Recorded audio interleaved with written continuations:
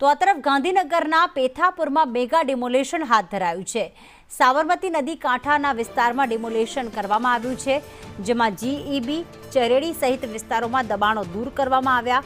700થી વધુ દબાણો પર આજે સવારે બુલડોઝર ફરી વળ્યું હતું। વહેલી સવારે જ ગેરકાયદેસર દબાણો દૂર કરવા માટે ટીમ પહોંચી હતી, ત્યારે સરકારી જગ્યામાં આ બાંધકામ કરવામાં આવ્યું છે।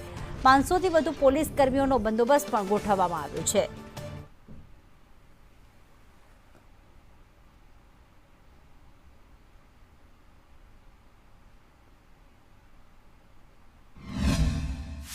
આરએનબી અને ગાંધીનગર કોર્પોરેશનની જમીનો ઉપર જે દબાણ થયેલી હતી ઘણી ટાઈમથી, આ દબાણ હટાવવા માટે લગભગ 20 ટીમ કોર્પોરેશન તરફથી અને આરએનબી તરફથી પોલીસ કર્મચારી અધિકારી સાથે જોડાયેલા છે। લગભગ 700થી ઉપર પોલીસ અધિકારી કર્મચારી આ બંદોબસ્તમાં જોડાયેલા છે અને આ દબાણમાં લગભગ 1 લાખ સ્ક્વેર મીટર્સથી વધારે જમીન દબાણ કરવામાં આવેલ છે। આ દબાણ હટાવવાની પ્રયાસ ચાલુ છે। લગભગ